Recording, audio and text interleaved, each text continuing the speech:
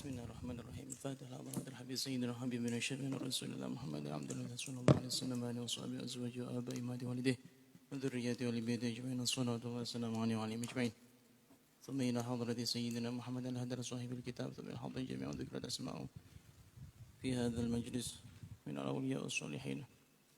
An Allah ala darajati fil jannah kathru mathubati wa dha'ifa hasanati ma yafuduna bi jahi ma yaf'aluna bihim. ويد علينا بركات مسرارهم وانوارهم وعلومهم ونفحات في الدين والدنيا والآخرة واجعلنا من حزبهم وارزقنا محبتهم وتوفانا على ملة واشرنا في زمرة في خير ولطف وعافية ثم لأنفسنا جميع روح آبائنا وأمهاتنا وجدادنا وجداتنا وأزواجنا وأهلنا وذرياتنا وطلابنا وطالباتنا أجمعين إلى يوم القيامة ولجميع من أحسن إلينا ولجميع من أساء إليهم ولجميع من أساء إلينا ولجميع من يتعلق بنا خاصة لجميع من يتعلق بنا الفتاح المبارك ولجميع المؤمنين والمؤمنات والمسلمين والمسلمات في مشارق الأرض المغربية بريا بحرها الأحياء والأموات طب إلى حضرة جميع الملائكة المقربين ونخص خصوصا حضرة جبريل عليه السلام شيء لله له لهم لنا الفاتحة أعوذ بالله من الشيطان الرجيم بسم الله الرحمن الرحيم الحمد لله رب العالمين الرحمن الرحيم مالك يوم الدين إياك نعبد وإياك نستعين اهدنا الصراط المستقيم صراط الذين أنعمت عليهم غير المغضوب عليهم ولا الضالين رب اغفر لي ولوالدي وللمؤمنين آمين.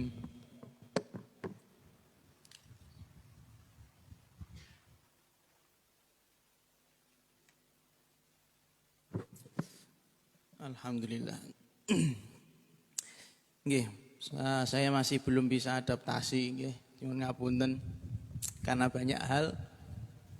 Soalnya nek misalnya dhewean sih tidak masalah, mungkin saya dengan istri dengan anak bisa adaptasi, tapi kadang ada keluarga yang datang akhirnya kacau meneh urusannya kira mikirkin, tapi tidak apa-apa lah. Tapi saya yakin seperti yang sudah saya katakan minggu lalu, insya Allah tetap kalian dalam doa saya, tinggal sampean jalankan apa yang sudah menjadi kewajiban, tapi bukan berarti saya membiarkan.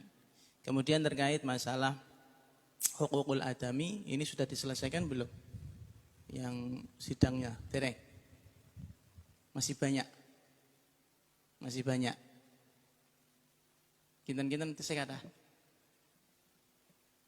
Sing ageng-ageng. Ya wis, nanti kalau yang ageng-ageng, sing ageng-ageng niku MA maksudnya. Ta sing mudabir luwemu maksudnya iki. Sop Gus Sofwan lemu. Iya, sing balai Gus Sofwan iki. Ya, nanti kita akan mediasi. Pokoknya intinya hukukul adami jangan sampai apa jenenge tidak dihalalkan. Hariku tapi bukan terus-terusnya terus sembarang iso dihalalkan, ndak dijogo dhewe. Manten nggih. Kita lanjutkan sampai aswaimu sampun tau dereng. Sampun nggih. Nggih sampun. Bismillahirrahmanirrahim wa qala sallallahu alaihi wasallam as-subhatu tamna'ur rizqa rawahu al-Baihaqi. As-subhatu utawi turu wangsa esuk. Turu wayah esuk. Esok ku ya mulai bersubuh. As-subhatu utawi turu esok tamna'u iku bisa nyegah apa as-subhah. Tamna'u iku bisa nyegah apa as-subhah ar-rizqa ing rizqi. Sini nyegah risyah ora masalah. Tapi nek rizqi sing asli iki bahaya. Tamna'u iku bisa nyegah apa as-subhah ar-rizqa ing rizqi. Rawawas ngriwayatake hu ing al-hadits al-Baihaqi sapa Imam Baihaqi. Ini khobar bentuk berita yang disampaikan oleh Kanjeng Nabi, tapi maksudnya adalah nahi, ya. Maksudnya adalah nahi larangan. Kata Kanjeng Nabi Muhammad SAW bahwasanya as-subhah itu tidur yang dilakukan di waktu pagi. Ada as-subhah, ada kalau nggak salah ada 5 nggih, saya yang masih ingat coba as-subha, ada qailulah nggih. Terus ono ailulah. Terus apa meneh? Meleleh malah. Saya lupa. Kalau as-subha jelas tidur pagi. Kalau qailulah itu sebelum atau sesudah duhur. Terus nek ailulah ini kalau nggak salah ba'du asar.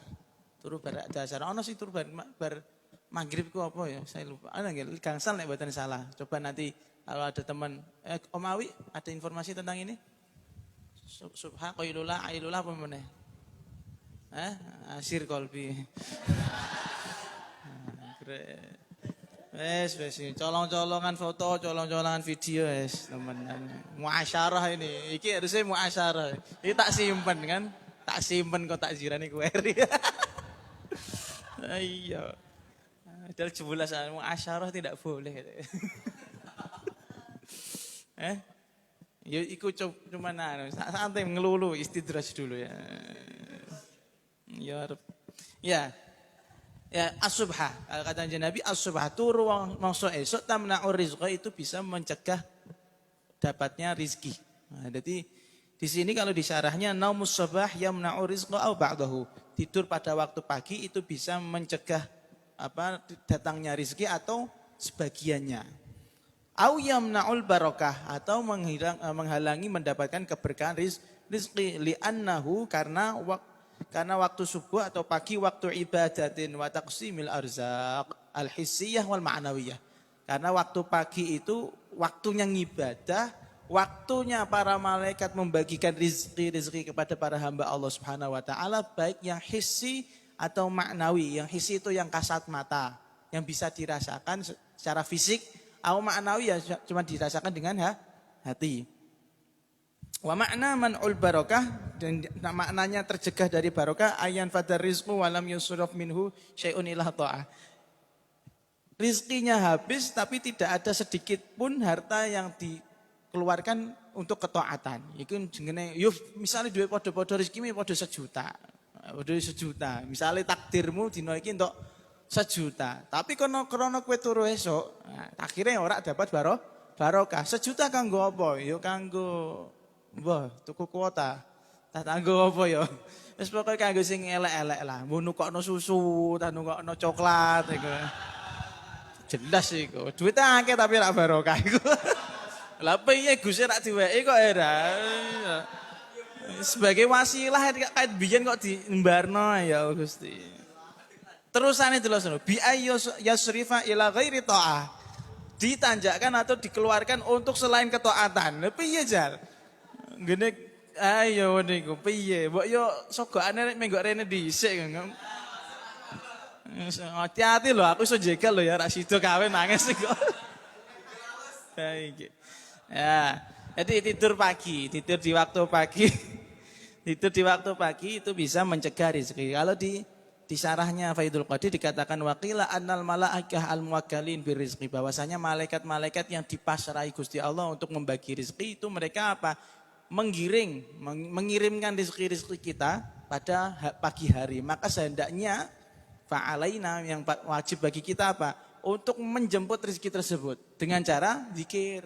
Makanya Kanjeng Nabi ku ketika waktu subuh, setelah sholat subuh iku yo wiridan ora ngantuk niku ora.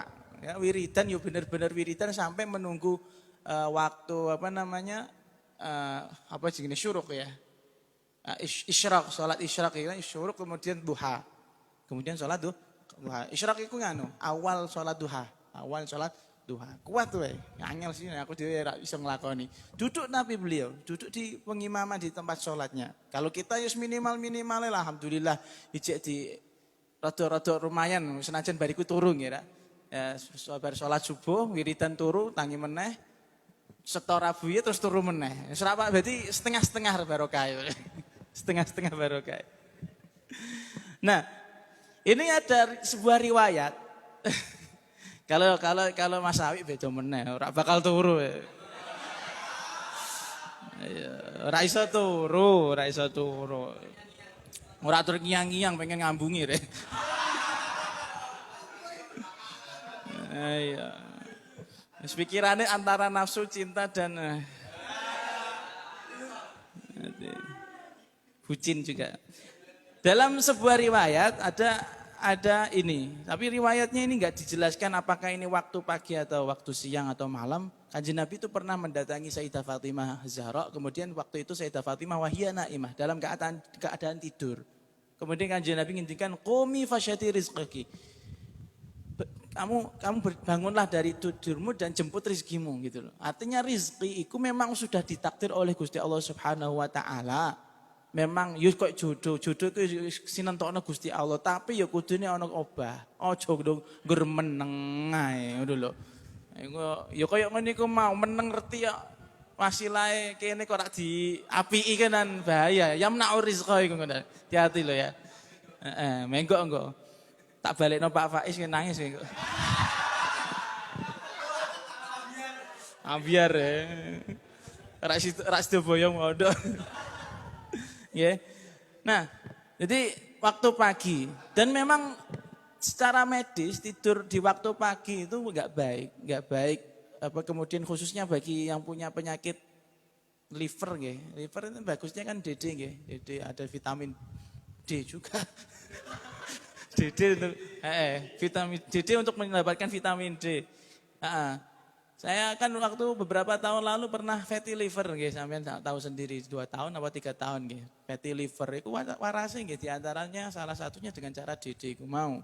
Jadi memang benar-benar berkah itu di awal hari. Di hadis yang lain dulu pernah nggih kalau enggak salah Kanjeng Nabi mendoakan umat beliau bahwasanya al barokah fi bukuriha wa maqal di awal pagi.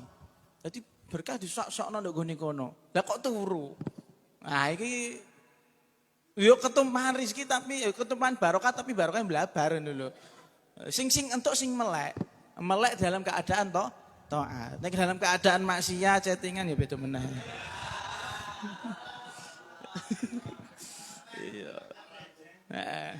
Iya. Jadi itu. Jadi karena pembagian rezeki itu ada di pagi hari, barokah itu ada di pagi hari ya juga harus kita jemput, jangan sampai hanya diam atau tidur saja, enggak baik. Tur ndadekno penyakit. Sing apik kan memang qailulah itu. Sebelum zuhur atau sabadani zuhur. Setelah asar juga jelek, setelah isya iku apa ya? Setelah maghrib setelah maghrib kok apa sih jenenge? Sing ndadekno gendeng nek ra salah. Makanya wong angger turu bar maghrib tangi-tangi gendeng iki. Dina apa? Iki dina apa wis? Wis subuh sing dina iki. Wis tak lali dina lah intine. Kamu siapa? Ya, diusahakan kalau memang ya iki cah pondok-pondok biasanya gini.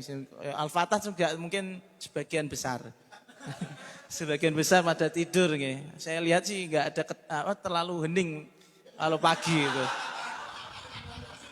Sunyi kayak khusyuk iki khusyuk apa? Heeh, berarti kan tidur itu loh. Ya sih sampean rak apa-apa ngono, tapi piye meneh? Aja di kelino. Makanya alhamdulillah nek Dede ku kudune gelem. Kowe turu gelem kok doje emoh. Takzir kok, nek sira gelem ditakzir. Dengan niat, makanya sampean wis ngerti hadis ngene iki, yo senajan alasanmu aku ndek bengi melekan Joko Dalem karo delok karo delok film, tujuan utama delok film kan deh. Jadi yo biari tetap diusahakan untuk apa. Beda nek kowe jek enom kok durung duwe tanggungan, beda nek kaya aku bayi ngejak melekan ya beda meneh. Nek bayi ngejak melekan kanggo dikiran, kanggo salat, kanggo heeh. Nek sampean pemelekan ngopo? Golek download film anyar neh kan ngono biasane. Heeh. Sing iki siji-siji chattingan, gugah. Mari kita tahajud yang alah jandarat. Nggih, diusahakan nggih. Pagi hari jangan tidur. Elek. Kita lanjutkan. Beryang-yangan malah sabar ya. Sabar hati-hati, Wi. Wa qala sallallahu alaihi wasallam. Sampun paham nggih intine bahwa tidur pagi mencegah rezeki, memang benar-benar mencegah rezeki yang asli atau mencegah barokahnya rezeki. Soale iku mau malaikat lengekno waktu iku. Wa qala as-sabru 'inda sadmatil ula rawahu al-Bazzar. As-sabru utawi sabar. As-sabru utawi sabar 'inda sadmati ing dalem nalikane tabrakan. Wis angger ngono. Tabrakan as-sadmah tabrakan. Nek tabrakan iku kaget tah mboten? Kejang-kejang. Iku tabrakan ya, krana tabrakan. As-sabru utahi sabar inda sadmati iku ing dalem nalikane tabrakan al-ula kang pertama. Kecelakaan, ora paham tabrakan. Kecelakaan al-ula kang pertama. Rawawas ngriwayatake hu ing al-hadits al-Bazzaru sapa Imam al-Bazzar. Ini secara harfiahnya arti hadis kesabaran itu hanya di saat kecelakaan yang pertama. Terus kecelakaan kedua, ketiga bukan, maksudnya gini. Yang dimaksud sabar di sini adalah sabar yang mana Allah memberikan pahala yang sangat besar sekali. Ketika apa? Ketika pertama kali mendapatkan musibah. Mak jeder di waktu jeder itu loh. Ketika ono kabar buruk langsung mak teratap, ngira. Nah, sing dadi mak teratap iku lho sing ketika kamu bisa sabar di situ, maka yatarattabu alaihi thawabul azim. Maka di situ ada pahala yang sangat-sangat besar ketika kamu bisa sabar menerima musibah yang ditimpakan kepada kamu. Oh no. Terus kemudian, terus misalnya sak badane iku iso diarani sabar ta ora? Bisa. Kemarin saya pernah bahas sama siapa Mas Ibul nggih. Mas Ibul di kitab Sa'adatud Darain. Mboten. Lali wong aku jek eling kok. Jeleng aku. Saya sampean nanya sabar sebadane iku dia bisa diarani sabar enggak? Kalau sekarang jawabannya bisa, tapi pahalanya enggak sebesar yang tadi. Yang pertama, soalnya pertama itu abot meruntuhkan jiwa dan raga. Iya gak? Misalnya kayak kerungu era calonmu nikah karo wong liya. Bayangno Alawi ngono iku sing tok kabar dhek delalah ditikung Pak Faiz temenan misalnya. Naudzubillah tapi nggih. Iku kira-kira Alawi kuat ora? Makanya kalau dia bisa kuat berarti dia sabar. Ketika dia sabar berarti dia akan mendapatkan pahala yang sangat besar. Akeh wong sing nampa coba. Akeh wong sing nampa coba, nampa musibah ora kuat. Sampai-sampai ana sing ora terima. Ya Tuhan, kenapa kamu melakukan hal ini kepadaku? Protes karo pangeran. Nera ana sing muni ngono. Makanya Sayyidina Umar bin Khattab juga waktu itu ketika mendengar Kanjeng Nabi kapundhut, iku kesabarannya enggak sekuat kayak kesabarannya Sayyidina Abu Bakar. Kaya ora terima kan? Sapa sing muni Kanjeng Nabi kapundhut tak patenane muni ngono. Iku cuman pindah apa istilah nembe sare ngono. Makanya berat sekali ketika mendapatkan musibah, mendapatkan kabar jelek terus kamu bisa sabar itu berat. Makanya yang sabar itulah yang mendapatkan pahala yang sangat besar dari Allah. Dene sak badane iku dianggap sabar, dianggap termasuk bagian sabar tapi levelnya sudah di bawahnya. Untuk ganjaran tapi gak begitu banyak. Gak begitu banyak seperti yang pertama karena sudah ada kejadian yang tadi kemudian sabar-sabar selanjutnya hanya seakan-akan sebagai sebuah rutinitas. Ya, kayak wong kepaten yang membuat dia sangat sedih di hari yang pertama apa hari yang ketujuh? Yang membuat dia sangat sedih itu di hari yang pertama. Hari kedua dia sudah gak begitu mikir. Yuk tetap masih suasana berkabung tapi gak sesedih yang pertama. Soalnya mikirnya, engkau ono tamu, ya, engkau ngei jajanan. Wis mikir ngono, wis mikir beda. Podo sabar-sabar ya, podo tapi beda. Makanya yang seperti itu di sini dikatakan di dalam Faidul Qadir juga bahwasanya ketika bisa sabar di pertama kali itu soalnya sabar yang pertama kenapa ganjarannya akeh ya sewu. Sabar yang pertama kenapa ganjarannya begitu besar karena kecelakaan itu atau kabar buruk itu musibah tersebut bisa membuat orang bisa menjadi gila. Ya, bisa membuat orang lemah badannya. Wis jenenge wong reti dhewe sampeyan ana wong putus cinta kaya apa sih? Ya, iku apa dhewe iki Ini kias ma'al farik ya, nggak bisa dijadikan contoh aslinya, cuman ben sampean nalare gampang. Wong ketika putus cinta, iku nek pertama kami nangis ku ya wong gendeng tenan to. Wis aku rak bakal kawin-kawin ngenteni rondone iku wae ngono to. Ayo gak? Aku ana sing ngono iku ketoke Arifin ta wis.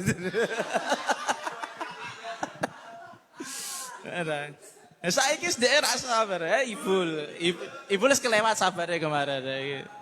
Era, iki ta mboten? Iki ra kaya emosi itu teraduk-aduk rasanya ketika mendapatkan musibah pertama kali. Tapi nek wis sak terusé wis disabari biasa. Disabari biasa lu jalan goyang tak terima berarti sampai. Solutif ya. Solutif. Ya, kita lanjutkan lagi. Wa qala sallallahu alaihi wasallam as-salatu amududdini. Sing sampean krungu sing sering apa? Imaduddin.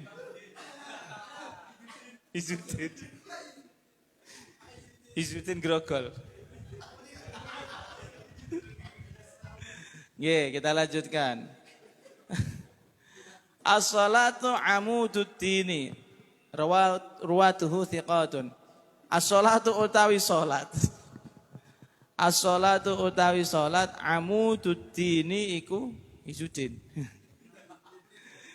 Apa? Tiang agama nggih. Imadun sama, amudun sama. Amududdini iku tiang agama. Utawa cagake agama. Ruwatuhu utawi rawi-rawine hadis.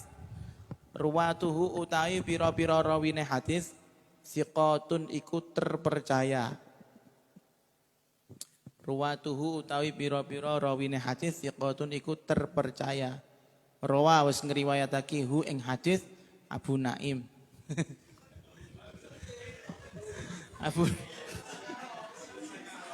Ayo.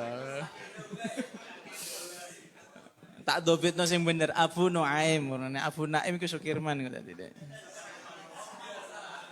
Hanya orang biasa yang aku apa iso? Aku ra iso, aku ra pantes. Naim nangis dhisik durung-durung wis nangis ya. Ya. Kalau di hadis yang lain bukan amududdin tapi imaduddin. Salat itu tiang agama. Di sini ada keterangan dari Imam Ghazali kenapa bisa menjadi tiangnya agama. Artinya kalau orang enggak sholat berarti gak duwe agama kan ngoten nggih. Bangunan iku ana pondasine ana cagake. Nek ra ana cagake jugruk, ya. Nek ana cagake jugruk berarti nek wong ra gelem sholat berarti ya jugruk imane. Hati-hati. Maka kata Imam Ghazali, kenapa dia bisa menjadi tiang agama begitu penting posisinya? Fiha asrarun li ajliha kanat imadan. Karena di dalam sholat terdapat banyak sekali sir, bukan sir kolbi. Malah sor itu ya. Di dalam sholat terdapat banyak sekali rahasia-rahasia yang membuat sholat tersebut pantas menyandang predikat menjadi tiang agama. Apa diantaranya? Ma fiha minat tawadhu. Karena di dalam sholat ada yang namanya makna tawadhu. Tawadhu itu adab asor. Bil muthuli, dengan cara mengikuti. Jadi kan sholat itu apa iso gawe dhewe sampean? Ora iso. Makanya sholat itu harus tata caranya seperti itu. Muftatahatun bitakbir wa muhtatamatun bitaslim. Dikawiti dengan takbir, kemudian ada tata caranya yang sudah kita tahu dan diakhiri dengan salam. Gak iso mbok gawe wah muftatahatun bisalam ndak bisa. Ada wa muhtatamatun birruku misalnya ndak bisa. Ndak iso. Nah, jadi ketika kamu tahu tatanan sholat itu harus seperti itu, maka berarti kamu itu berarti kalau sholat sedang tawaduk dengan Allah karena mengikuti perintah. Itu yang pertama, makna pertama. Qaiman birruku'i was sujud. Nah, dan juga melakukan rukuk dan sujud wahya khidmatullahi fil ardi. Dan sholat merupakan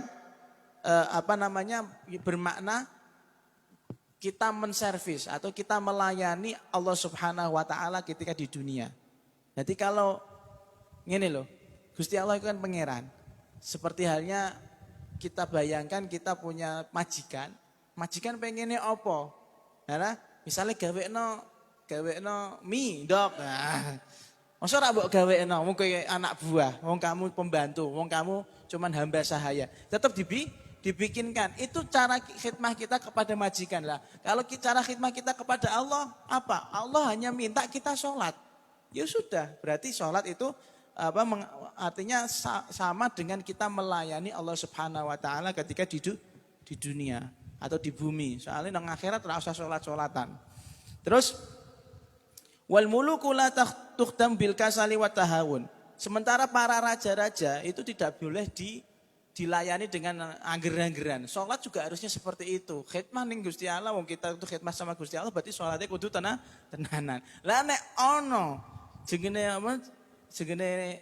rasa malas-malasan kepada sholat atau menggampangkan sholat, maka kata beliau wa falidzalika kanat imadad-dini wa alamal iman. Maka sholat itu menjadi salah satu tanda keimanan seseorang. Nek apik sholate, akeh sholate, berarti tandane ndek khidmah ning Gusti Allah apik. Nah, penghambaan dia kepada Allah itu apik. Beda nek ndek sholate angger-anggeran, dangtek nggih. Terus apa meneh ninggalke kesunahan-kesunahan, sing penting fardhu-fardhune wis cukup ngono, sah ngono ya.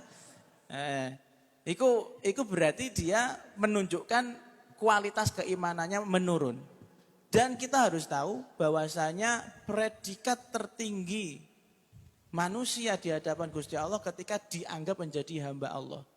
Karena kalau kita menjadi hamba Allah, itu tidak akan dihinakan oleh Allah Subhanahu wa taala. Di dalam tafsir khawatirnya Imam Sya'rawi kalau enggak salah, beliau mengatakan kalau kita menjadi hambanya Allah Subhanahu wa taala, itu tidak pernah ada ceritanya Allah menghinakan hamba tersebut. Tambah mulya. Iki sing hamba yang sejati. Makanya Kanjeng Nabi mengatakan ketika ditanya, "Kanjeng Nabi, kenapa jenengan sholatnya sampai seperti itu?" Ya, sampai pecah-pecah, samparane sampai bengkak kakinya. Kenapa? Dijawab, afala akuna abdan syakura. Apa saya tidak pantas untuk menjadi hamba yang patut bersyukur? Terima nih sikil pecah ora sepiro daripada aku dianggap tidak dianggap menjadi hambanya Allah. Jadi hamba yus terima nih sikil bengkak itu biasa, ora sambat. Kemudian ono cerita ada Imam Sayyidina Sa'id ibn al-Musayyib. Mungkin yang ngurun ini Musayyib apa Musayyib? Musayyib yang benar ya. Ya bisa Musayyib yaitu yang sudah syuhra, tapi yang Musayyib yang saya lebih suka. Sa'id ibn al-Musayyib, beliau itu selalu sholat terus. Ya tentunya dengan syarat-syaratnya bukan enggak angger-anggeran ya. Artinya akeh sholate. Seneng nek ana salatku seneng, ora kaya awake dhewe lah. Isa lah sadar. Ayo witiran lah witir ngono. Wis batal wis ngentut rakyat mau salate ngono. Ancen aku jarang tak kok jam 10 ben gelem do wudu. Nek ngono tak wudu. Ana sing nahan ngentute dari isya sampai witir. Kalau di kita kan sholat witirnya jam 10 nggih. Jam 10 lebih. Itu memang niat saya ben sampean nek tidur iku daimul wudu bukan daimul hadas ngono lho. Ayo, tandha kene ana sing weluk ya saka bar isya pol witir ora ngentut-ngentutan wis ngenteni aja ngentut. Ya Allah, ya Allah. Nah, tak lanjutkan ya. Sa'id ibn al-Musayyib, Imam Sa'id ibn al-Musayyib beliau selalu senang sekali sholat. Kemudian kalau kita jagongan jugujuk, tak kandani. Jahanam iku lagi kangen mbek kowe. Nguni ngono iku, ya Allah. Apa yang dikatakan sama beliau kepada nafsnya? Wa kana yaqulu li nafsihi idza takhalala. Maka ketika dia menghadapi malam, dia ngomong sama nafsunya, qumi ila khidmati rabbik. Kamu harus bangun wahai nafsuku untuk melayani Tuhanmu. Kalau enggak mau, kowe tetep tak paksa. Itu beliau lakukan sampai 50 tahun wudu sholat isya sampai subuh ora batal. Iku cek peluk, itu mane witir ku urung makome. Ora. Itu karena beliau al-iqbal ala sholat. Beliau menahan hadas tidak hadas itu karena al-iqbal ala sholat. Seneng sholat. Nek kowe kan menahan hadas karena piye carane ra wudu. Atis kan ngono ya. Ya Allah. 50 tahun beliau melakukan hal yang sama. Wudu sholat isya itu sampai subuh rak batal karena saking seneng sholatnya. Nah awakmu ki saya lagi jam 10 kita iki lho wis rada wali udah enggak. Nah, karena sholat itu juga amududdin atau imaduddin, maka Kanjeng Nabi juga sering sekali ngiteri keluarga-keluarganya.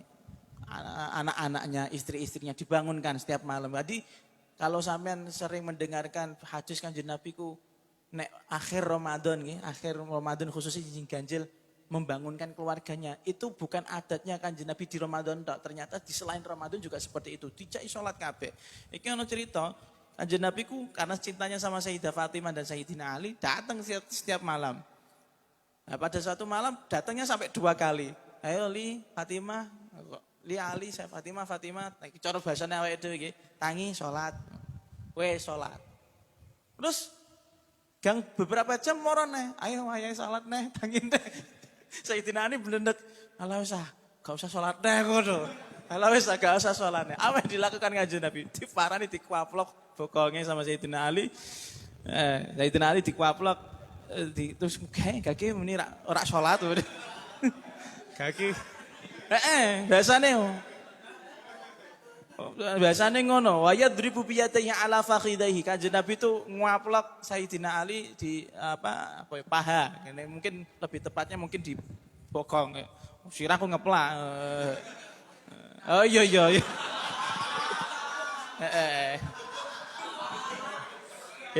Iku mungkin asar-asar atau bekas Yi Hamdi ngoplaki anake ben gelem salat. Jadi dikira bokong. Jadi Sayyidina Ali sampai makome sahabat lho bro dijak Kanjeng Nabi salat ya. Makome sahabat iku ya rada berarti salat iku pancen abot sahabate Sayyidina Ali mengeluhkan kok ya. Padahal Sayyidina Ali sendiri ketika tertusuk ya, Sayyidina Ali ya tertusuk pedang kalau enggak salah mencabut pedangnya saat beliau harus sholat. Ngono yang ngarani sholat sunah ya abot. Meneh kue. Sholat witir gremeng wis biasa berarti harusnya. Nggih. Jadi biasa wae. Apa meneh mung diabsen iku gremeng biasa. Ya Allah.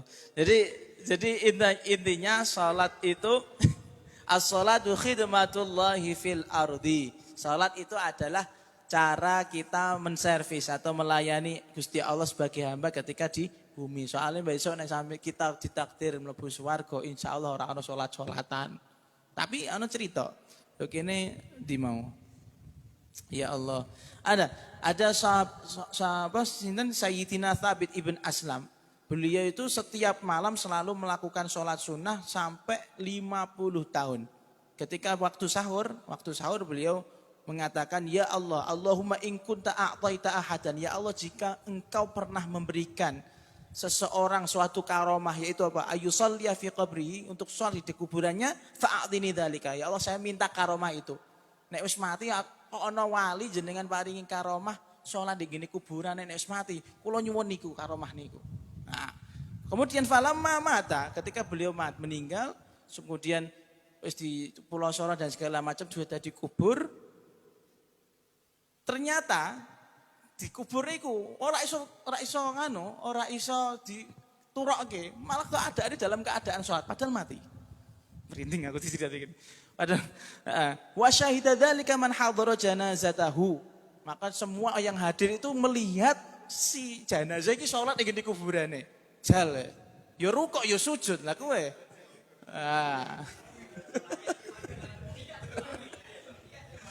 Era makanya. Nah ini menunjukkan kalau kita minta karomah itu oleh era. minta karomah iku oleh, tapi tahu diri ngono lho. Oh iki dibarengi salat 50 tahun kok ora. 50 tahun ibadah terus lah awake dhewe iki dihitung ibadahe karo maksiate kan ya akeh maksiate. Jadi ra usah aneh-aneh njaluk karomah sing aneh-aneh ora usah. Nggih, wis pokoke gandulan. Yang tadi masalah as-sabru inda sodmatil ula, ada amalannya Habib Ali, memang berat untuk melakukan kesabaran. Kalau kita nggak bisa ya itu doa nggak salah. Allahumma ja'alna abidal ihsan la abidal imtihan. Nah, silakan mau dicatat. Allahumma ja'alna abidal ihsan la abidal imtihan. Nanti yang gede-gede, ini Mas Adib kemarin nyatat. Ya Allah jadikan saya hamba yang selalu mendapatkan kebaikan dari panjenengan, bukan hamba sing untuk coba terus. Sobek kowe engko dadi.